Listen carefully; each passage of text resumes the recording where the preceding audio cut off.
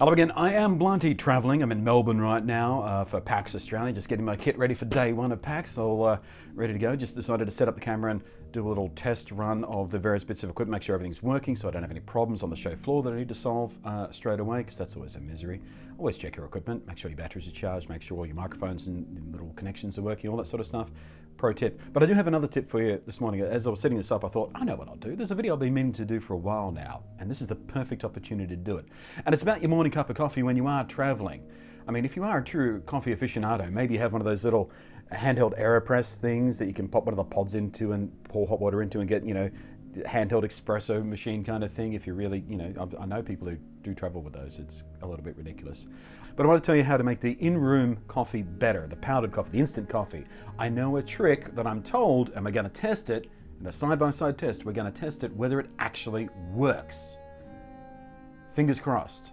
And here we have the coffee and tea making facilities of this classic I think it's a 4-star hotel, but cheap hotel, coffee facilities stuff. We got really dodgy kettle who you're not really sure whether anyone's started to clean their underwear by boiling in that.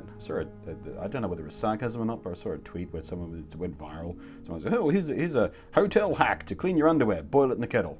So I've gone ahead and washed that a few times. It's cordless though. Ooh, fancy. High class hotel. You got your cups and things, but no, stop. Stay. This is what I'm talking about though. This stuff right here, this tube of powder, this pouch of impending disappointment. But it is, however, brown and caffeinated, and it will be hot once we boil that and put it in there. But there is a small trick that I was told about this months ago, and I've been trying it at home. Being on the budget, trying to save up for this trip and everything. So I've been drinking instant coffee, which is just kind of unpleasant, but it gets the job done. I'd rather grind my own beans and do it, French press style and everything. It's just, you don't want to get too, uppity about your coffee, but there is a point at which instant coffee just becomes kind of a small pool of impending numbing inevitability. So here is the trick I was taught, and it actually makes this stuff slightly better or slightly less worse. It reduces the amount of it just watch. You know what? Don't watch. I'm just gonna be back in a minute once I wash this filthy spoon that has possibly been used to cook up some illicit substance by the looks of it. Is the other one just as bad? Oh yeah. I'm going to go ahead and wash this stuff, and the cups, and my hands, and the tray, and I just feel unclean right now.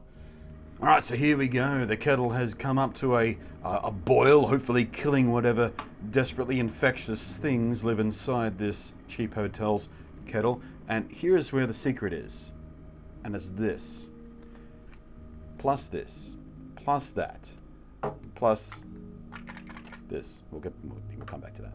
See, the thing I was told is if you just use a little splash of cold water on your instant coffee and make a little slurry out of it, it stops, when the hot water hits the granules of this, it does something, I can't remember what the term was for it, but it does something to the starches and whatnot in here. And if you sort of gently introduce them to the heat by making sure they're mixed with cold water first, that makes that chemical reaction a little more gentle, which makes the coffee not taste like burnt sewage quite as much. So let's try it with this stuff. I haven't ever tried it with International Roast. That's like the most miserable, cheapest instant coffee I can imagine, but we'll see. Let's give it a go. Should I bother doing this in slow motion so it looks all dramatic? I don't think there's much point, is there? Because it's just not going to look pleasant no matter what I do. Appetizing.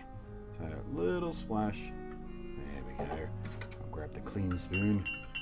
Give you a bit of a mix there. So I found that I've tried this with 3 or 4 instant coffees, and different instant coffees and different granule sizes and different sort of methods of dehydrating the powder will result in it dissolving differently. But I found you don't have to make sure it's completely dissolved, just as long as it's kind of at least a bit wet. This one seems to have dissolved completely because it was a nice little powder. Man, that does not smell pleasant. So, hot water time. There we go, give it a bit of a shock there. Oh yeah, doesn't that look appetizing? Look at that delicious brown water.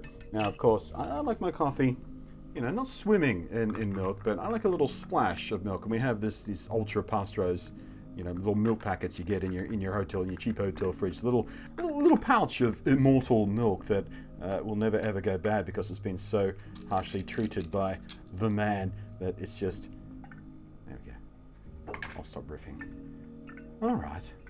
So I'm going to make a second cup without this trick, and we'll see which one tastes better.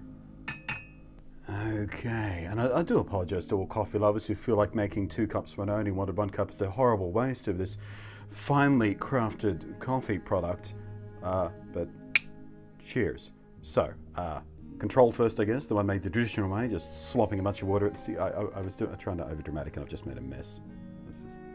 The camera wasn't even in slow motion mode, I forgot, but it was going to look cool in slow motion, but I forgot to do it.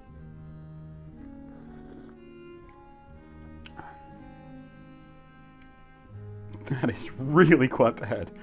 My intent was to ham it up a bit for the camera and you know, pull a funny face so the video is a bit more entertaining, but that is truly terrible. I'm not even going to finish. I'm going to just throw that away, just straight away.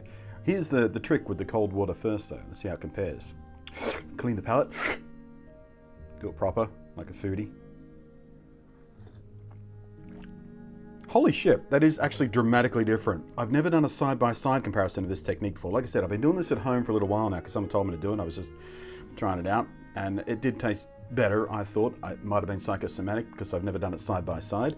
But yeah, doing it side-by-side.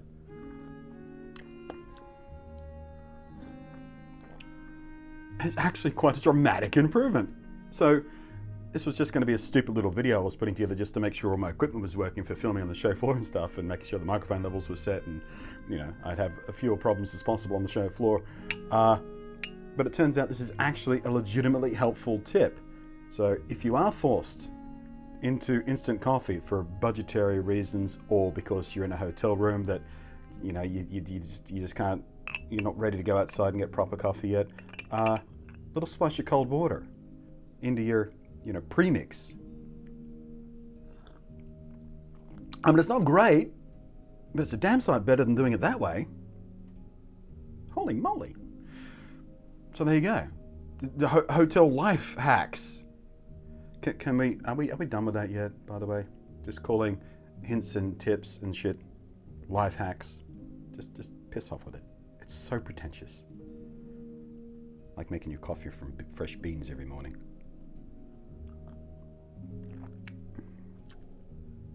I don't think I'm going to finish either of these. Actually, I'm going to go downstairs and find a cafe. I'm in Melbourne, for crying out loud. If I can't find a cafe with a decent cup of coffee, I'm doing something wrong. They're bloody everywhere.